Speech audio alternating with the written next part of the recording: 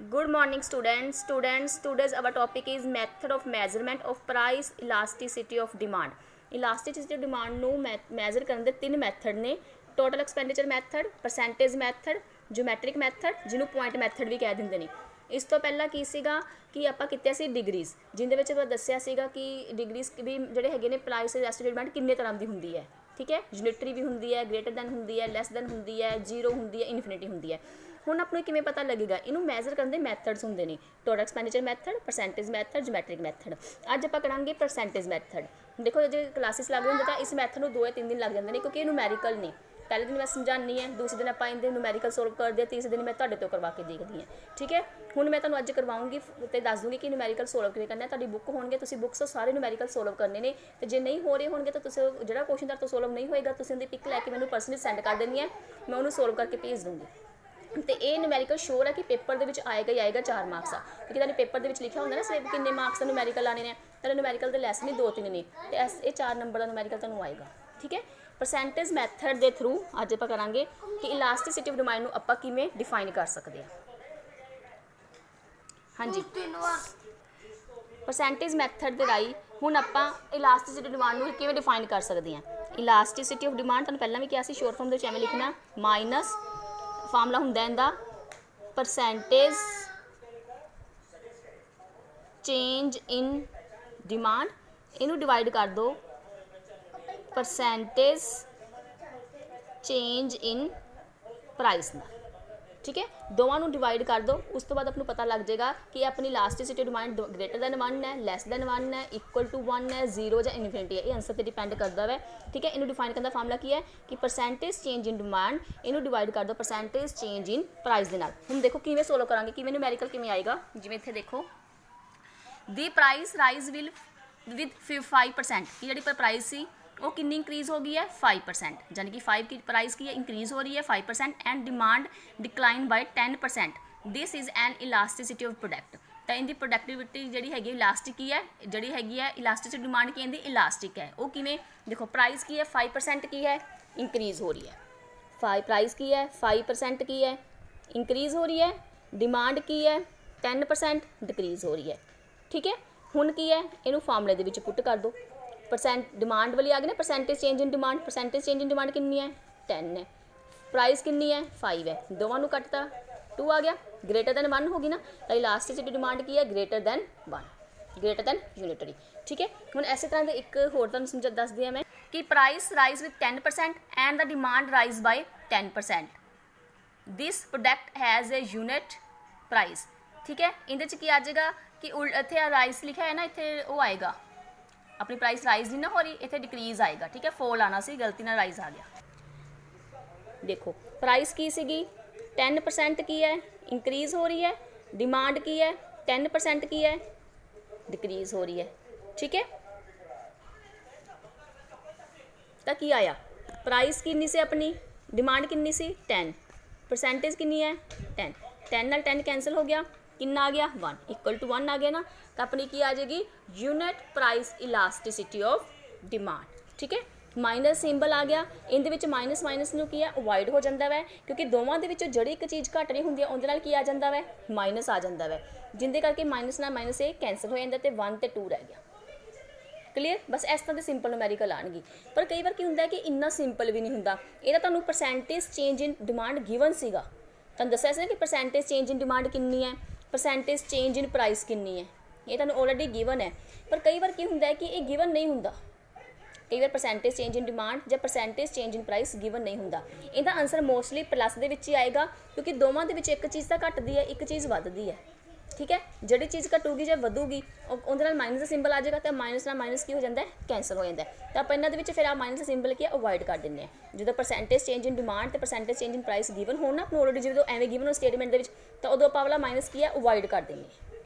पर जो फार्मूला लिखना है उदो फार्मूले के माइनस लगाना है, लेकिन जो percentage change in price percentage change in demand given हम उदो आप माइनस को कर दें अवॉइड कर दें। ठीक है, क्लीयर, बस ये सिंपल जो तुहाडे की सीगे क्वेश्चन सीगी। जिवें हुण एक क्वेश्चन होर तुहानूं दिखानी है मैं, the price rise by 10%, price 10% वध गई, तो डिमांड की सी डिक्लाइंड बाय 5%, प्राइस डिमांड की सी 5% की है घट गई। ਹੁਣ ਇਹ ਦੇਖੋ ਇਹ ਕਿਵੇਂ ਕਰਾਂਗੇ, ਇਹਦੇ ਚ ਕਹਿ ਰਹੇ ਨੇ ਕਿ ਪ੍ਰਾइस ਕੀ ਹੈ ਆਪਣੀ 10% ਕੀ ਹੈ इंक्रीज़ होगी, डिमांड की सीगी अपनी 5% की है डिक्रीज़ होगी।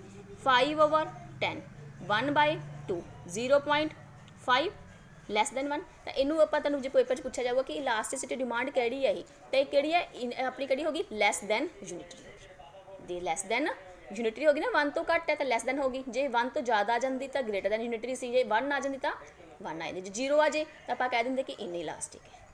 क्लीयर, इस तरह न्यूमैरिकल्स आएंगे, पर कई बार आपको इन्ना सिंपल काम भी नहीं आता।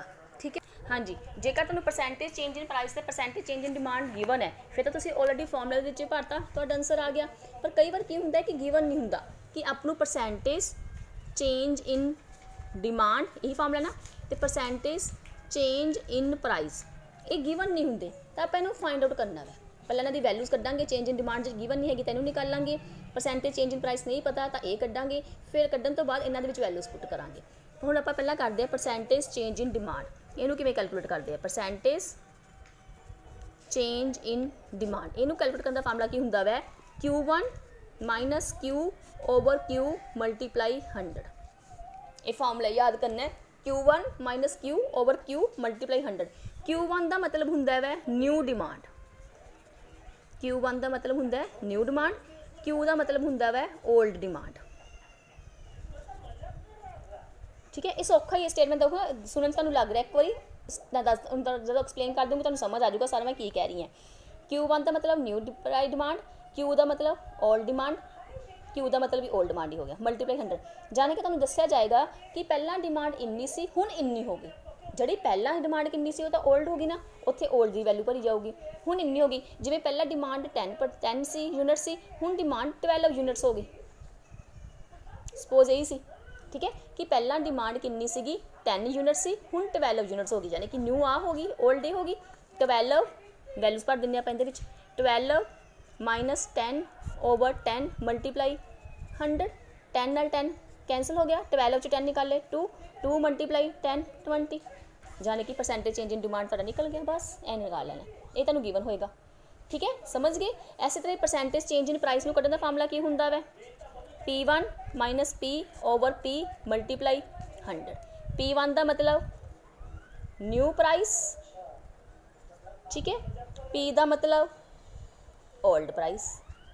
पहला प्राइस कितनी सीगी 5 सीगी, ठीक है, प्राइस पहला कितनी सीगी 5 सीगी, ते न्यू प्राइस कितनी होगी 6 होगी, ਜਾਂ 4 ले लो, 4 ले लो क्योंकि उल्टे आ दिखाने ना कि जो प्राइस 5 सी तो साढ़े 10 यूनिट्स डिमांड हो रही सी, प्राइस घट गई तो डिमांड की है वध गई। न्यू प्राइस कितनी होगी 4, प्राइस कितनी होगी 5। ठीक है हुण इहदे वैल्यूज़ भर के देख लो, आपनू ये गिवन है कि जो प्राइस 5 यूनिट सीगी तो उदों असीं 10 यूनिट्स की डिमांड कर रहे सी, जो प्राइस घट के 4% 4 हो गई तो साडी डिमांड वध के कितनी होगी 12 यूनिट्स होगी। तो elasticity of demand find out करो, तो आपको परसेंटेज चेंज इन डिमांड ते percentage change in price note given, तो आप इन्हां फार्मूले दे विच भर के निकाल लांगे। हुण जे प्राइस की आपको ये दस्सिया होया कि पहला इन्नी सी हुण इन्नी होगी, तो आपको फार्मूला पता वाली किवें आप निकाल लांगे आ चीज़। हुण देखो किवें इस फार्मूले दे विच भर दिंदे आपां P1 कितनी है, न्यू प्राइस कितनी है 4 माइनस ओल्ड प्राइस कितनी है 5, 5 ओवर 5 मल्टीप्लाई 100, 5 नाल कट्टांगे 20 आ गया, इत्थे कितना आ गया -1 आ गया, मल्टीप्लाई 20 अजी -20 आ गया ना -20। हुण इहदे विच दोवां दी वैल्यू भर दो, परसेंटेज चेंज इन डिमांड कितनी आई सी अपनी 20 आई सी, परसेंटेज चेंज इन प्राइस कितनी आई सी -20 आई सी। फार्मूले दे अगे माइनस लगदा हुंदा ना, तुहानूं क्या सीगा, तो कट के कितना आ गया 1, आ माइनस नाल माइनस कैंसल हो गया, आंसर हमेशा ताईं कहंदी प्लस च आ जांदा तो 1। इलास्टिसिटी डिमांड कितनी आ गई अपनी यूनिट्स आ गई 1 आ गई, सिंपल समझ गए। हुण इस तरह की होर सम भी ने मेरे को मेक द स्टेटमेंट आप एक होर लै लैंदे आ, आवली स्टेटमेंट वाला सम तो आप कर ही लिता है ना, कोई होर स्टेटमेंट लैके करते हैं आप P ते Q। एक सम हो करके दिखा दिंदी तुहानूं मैं, प्राइस जो 10 सी तो असी 120 यूनिट्स की डिमांड कर रहे सी, जो प्राइस वध गई प्राइस वधा लेंगे आप, घट वाली कर लेंगे एक वधा वाली कर लेंगे, तो साडी डिमांड की है घट के कितनी होगी 100 यूनिट्स। ठीक है सोल्व करके देखिए, अपने वालों लिखती है स्टेटमेंट, देखते हैं सोल्व होंगे कि नहीं। फार्मूला की है परसेंटेज, फार्मूला जरूर लिखना है, change in demand percentage change in price. ठीक है दोवें चीज़ें आपको गिवन नहीं है, पर सानू पता निकाल के वे सकते नहीं गिवन, तो फिर क्या हो गया, पर असीं अपने आप कढ़ लांगे, कढ़ लेंगे आप परसेंटेज चेंज इन डिमांड किवें निकालांगे Q1 minus Q over Q multiply 100 proper फॉर्मूले लिखने हैं सारे ने। Q1 कितनी है, नवी डिमांड कितनी है 100 है ना, पहला कितनी सीगी 120 ओवर 120 ਆਪਾਂ ਇਹਨੂੰ न्यू मान के चल रहे हैं ना, बाद चो कन्फ्यूज नहीं होवांगे। ठीक है, मल्टीप्लाई 100 2 नाल 2 कैंसल हो गया, इत्थे कितना आ गया 12 कड्ढिया माइनस 20 ओवर 12 मल्टीप्लाई 100। ठीक है, माइनस 200 ओवर 12। ठीक है, ऐ लिख लेने इन्ना के लिखते आप। ठीक है, एक बारी हुण ऐ भी परसेंटेज चेंज इन प्राइस, चाहे तुसीं आ वाला 100 ना लिया करो, क्योंकि ये वाला 100 जो प्राइस वाला 100 लेने आप तो दस दें, जिमें P1 minus P over P multiply 100 ये आपस में कैंसल ही हो जाने, आ वाला 100 तो आ वाला 100 कैंसल हो जाएंगे। एक बार मैं तुहानूं लैके समझाता, फिर तुसीं अपने आप करके देख लियो। P1 कितनी है अपनी 100 माइनस 12 ओवर 12 मल्टीप्लाई 100। ठीक है, यही बन गया अपनी स्टेटमेंट। 12 दे विचों सॉरी 100 दे विचों 12 माइनस किते 88 नाल 100 लग गया ओवर 12 यही आ गया। ठीक है, इनू आप चाहे नाल ही कट लेंगे, चलो कोई गल नहीं, बाद च कट लेंगे। हुण परसेंटेज चेंज इन डिमांड अपनी आ चीज़ आई सी, इत्थे वैल्यूज़ भर दो माइनस 200 ओवर ए नीचे कितना आ गया 8800 ओवर 12 उल्ट कर देंगे आप इनू माइनस 200 ओवर 12 12 बटा 8800। ठीक है, ये हो गया कैंसल हो गया, जीरोस नाल जीरोस कैंसल हो गया, 1 ओवर 44 माइनस नाल आवला माइनस कैंसल हो जाऊगा, फॉर्मूला जो आप लगाने तो 1 ओवर 44 जो आप डिवाइड करांगे इनू समथिंग जिन्ना भी तुहाडा बन जाएगा 0.2 समथिंग कुछ बन जाऊगा, तो इलास्टिसिटी डिमांड की होगी लैस दैन 1। बस सिंपल इस तरह सोल्व कर लेना है। इस तरह के सम तुहाडी बुक दे विच बहुत ने, सोल्व कर लियो। जे ना होए तो मैनू जिन्हां कोल बुक्स नहीं होंगे सिर्फ वही बच्चे मैनू मैसेज कर दियो, मैं देख लूँगी कि मैं उन्होंने सेंड कर दूँगी। ठीक है, तो हुण कई बार की हुंदा वै कि आपनू गिवन हुंदी है, अपने हुण देखो 5 चीज़ां हो गई ना, आपनू 5 चीज़ां चाहिए होंदियां ने। 5 चीज़ां किहड़ियां हो गई आपनू जिहड़े आपनू चाहिए होंदियां ने, देखो एक आपनू चाहिए है P1। ठीक है, एक आपनू चाहिए है P, एक आपनू चाहिए Q, एक आपनू चाहिए है Q1, एक आप इलास्टिसिटी ऑफ डिमांड की है फाइंड आउट करनी है, ये आप फाइंड आउट करनी होंदी है। ये 4 चीज़ां आपनू की है गिवन होंदी है, पर कई बार की होंदा है कि आपनू आ भी गिवन होंदी है, आ भी गिवन होंदी है, आ भी गिवन होंदी है, आ भी गिवन होंदी है, आ नहीं गिवन होंदी। फॉर्मूला तुहानूं पता लग गया, निकाल लोगे ना, जां हो सकदा आ ना गिवन होवे, आ बाकी 4 चीज़ां पता होण, जां आ ना पता होवे, आ दोवें भी पता होण, आ दोवें भी पता होण, जां आ ना पता होवे, आ भी पता वै ते आ तिन्ने भी पता होण। तुहानूं फॉर्मूला पता ही है, तुसीं सोल्व कर लोगे। नहीं तो एक स्टेटमेंट लैने आपां उहदे थ्रू करके देखते हैं। हाँ जी, आपनू कह रहे ने कि P आपनू पता नहीं कितनी है ओल्ड प्राइस। ठीक है, ये न्यू है, अपनी क्वांटिटी 40 यूनिट सी, जो प्राइस कहते घट के 4 होगी, जो प्राइस घट के 4 होगी तो साडी डिमांड वध के 8 होगी। ठीक है, तो इलास्टिसिटी डिमांड 1.5 है, तो ओल्ड प्राइस पता करो कितनी होगी। नैचुरली गल है कि डिमांड की है घटी है, प्राइस की है वधी है, यानी कि इत्थे की आऊगा इस तो घट वैल्यू आएगी कि जो प्राइस 4 होगी तो साडी डिमांड घट गई। ठीक है, इहदा मतलब प्राइस वधी है ना, तो ओल्ड प्राइस की है पता करो। हुण आपां ओल्ड प्राइस पता करनी है। ठीक है, पहली गल